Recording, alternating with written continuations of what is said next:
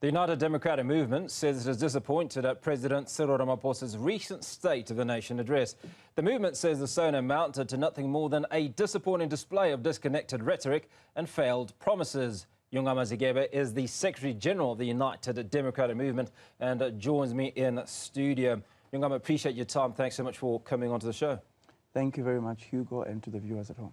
So let's start off with some of the expectations of the State of the Nation address and where it came short for you. I think we went to the State of the Nation address having no expectations, because we knew we are going to have the same rhetoric that has been said by the President ever since he took office in 2018.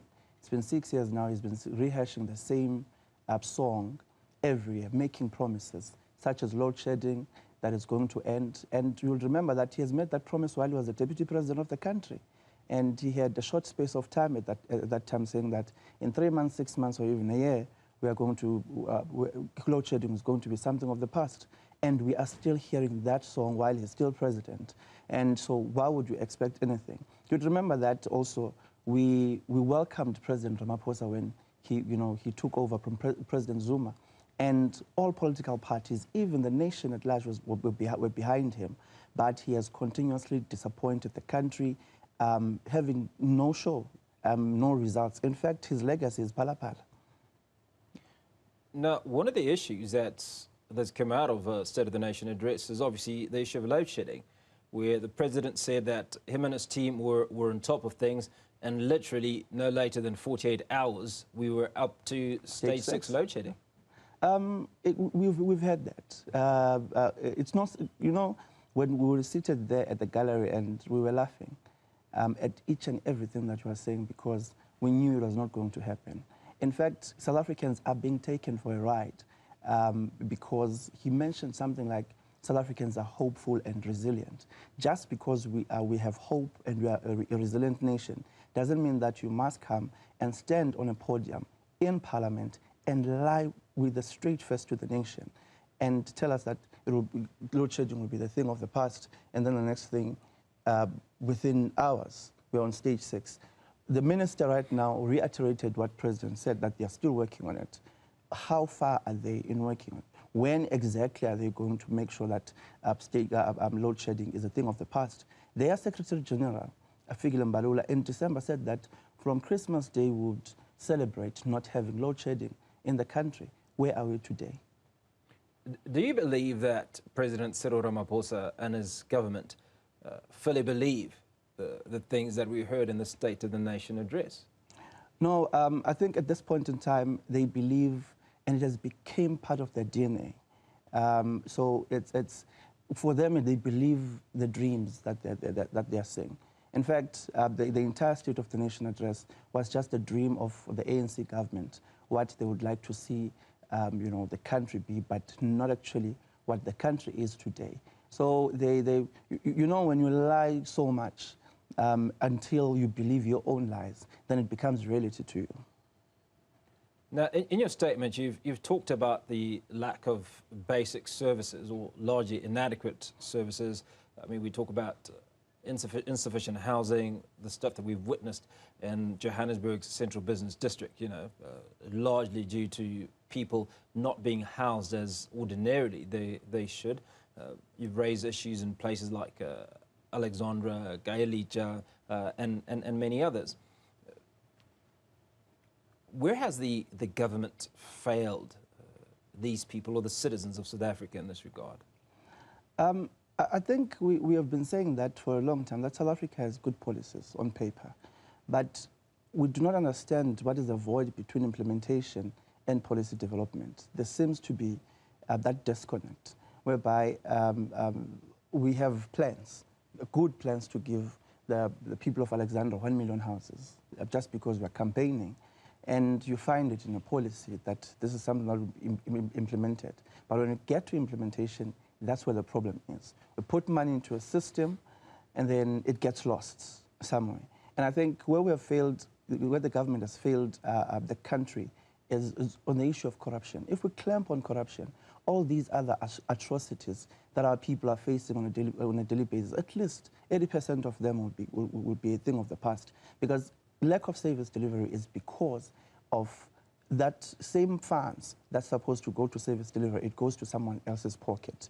Or there's wasteful expenditure, whereby ministers fly across the world to go and watch World Cup or whatever with their spouses, with the public purse. So it is that our finances are not in good hands.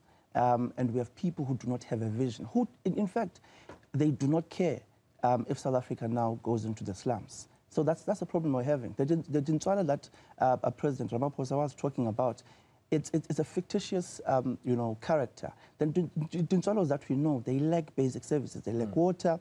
If there is water, it's contaminated with cholera.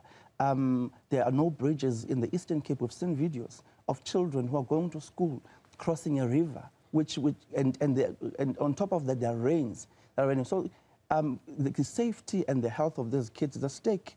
We have a public service that is not working for the people. Instead, if you go to any public institution, whether it's a clinic, home affairs and everything, you are not treated, as a customer should be treated. It's like you're there to ask for a favor, but these are basic services that our people are supposed to be having. Schools, the infrastructure is dilapidated. You remember that in December, myself, particularly in the UDM, we went to Parliament in the Portfolio Committee of Education to lament the issue of pit latrines in KwaZulu-Natal, Eastern Cape, Limpopo, and Northwest, to saying that you have been promising this thing for the past 10 years, from 2018, from 2015. In fact, Moses Kotana should not have died if we had dealt with pit latrines at the time.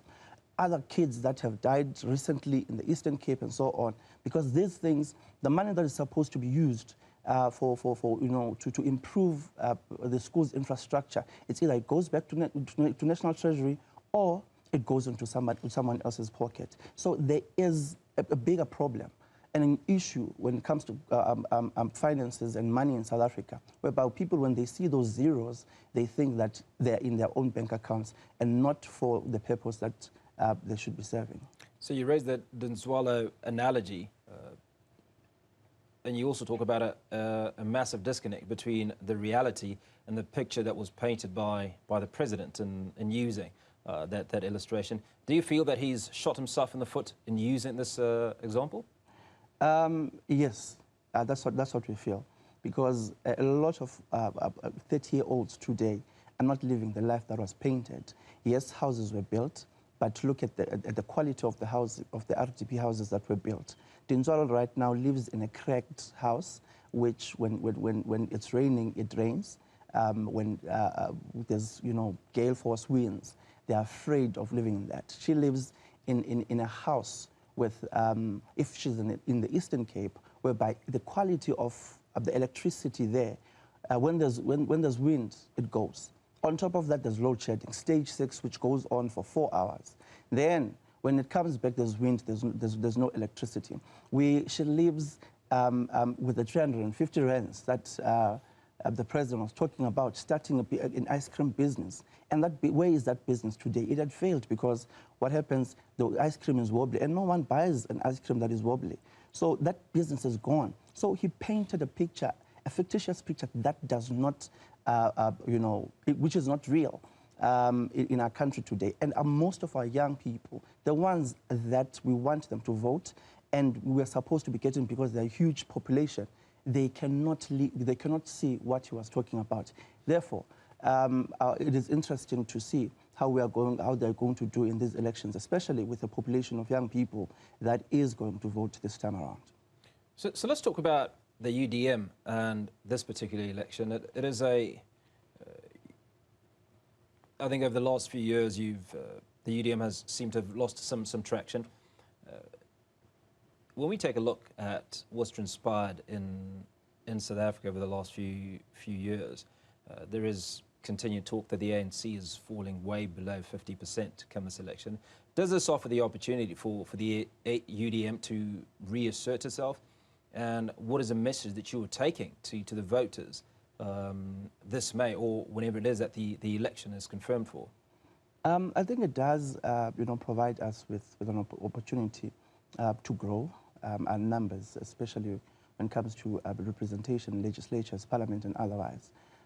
We have gone very early to our people this time around in consultation, what we did. We have what we call the volunteer workshops, which have seen numbers in droves. Yesterday, the Deputy President was in KwaZulu-Natal. More than 200 volunteers pitched up for that in order to do it.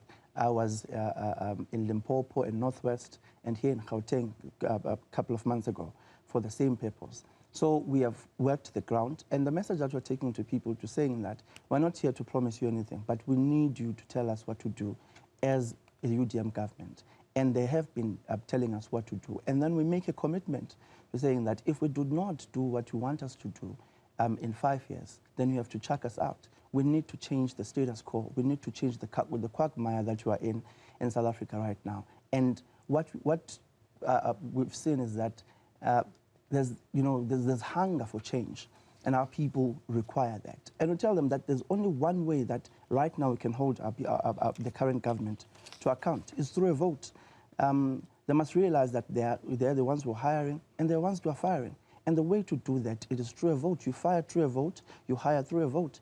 And this time around, they need to do that more than ever. Otherwise, South Africa is going into the slums, as I've said before. So, and we are saying to our people that we have been betting the wicket for corruption for 27 years now. We've never moved from that because we believe that if we can deal with corruption, then each and every issues when it comes to service delivery and so on, once we abate the corruption, then we're going to be able to, to provide these basic services. We're going to be able to provide Dinzwalos with NSFAS. We're going to be able to provide SMMEs with incentives to start their own business and grow. And also, it will give an investor confidence, so that they can come either domestically or internationally, so that they come and plant the monies in South Africa so that we are able to grow. We are able to create the much needed jobs. We are able to hire the doctors, more than 10,000 doctors who are qualified, trained outside of South Africa and came back and sat with their degrees at home. We're going to be able to do that. If you look at the public health system right now, it's dilapidating. There's a shortage of doctors, but you have kids who have went for 7 years and above, studied, others are skilled in that respect, but they're not employed. Yongama, allow me to come in there and talk about the president of UDM, Bantu Olomisa, who's synonymous with integrity. Now, by and large, the ANC has been associated with huge amounts of corruption. The state capture report is one illustration of such, but they still have had the people's vote. How important do you think is integrity, as it is synonymous with your party president, to the people of South Africa? Is that a message that you're going to sell? That the money that is meant to go into service delivery will indeed go to service delivery? That the individuals, the perpetrators of corruption, will be brought to book, and that corruption is something that will not be tolerated by your government? I think it's important, the man at the helm and the team that he's going to work with, to have the highest standards of integrity, people who are able to have a conscience and not a dead conscience like we are seeing today.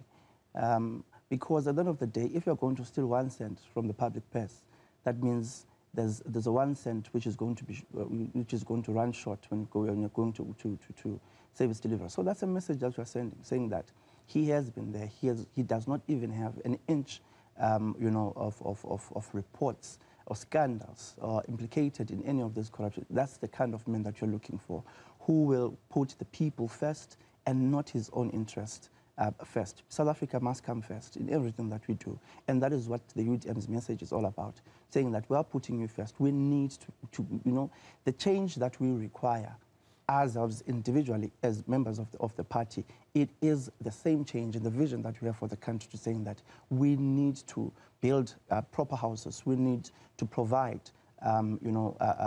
sustainable electricity. We need to create sustainable jobs, not EPWP projects which benefits comrades and so on. We need to have a viable economy. that is going to, create an environment for many job creators. If you look at in the past 30 years, South Africa does not have black industrialists. Instead, they've closed down industries in the Eastern Cape and other rural areas. Now people are migrating to Johannesburg because there are no opportunities for that. In the past, you would have factories which were manufacturing toilet papers, tomato sauce, and whatnot forth in the Eastern Cape and other, provinces. But that is not here today.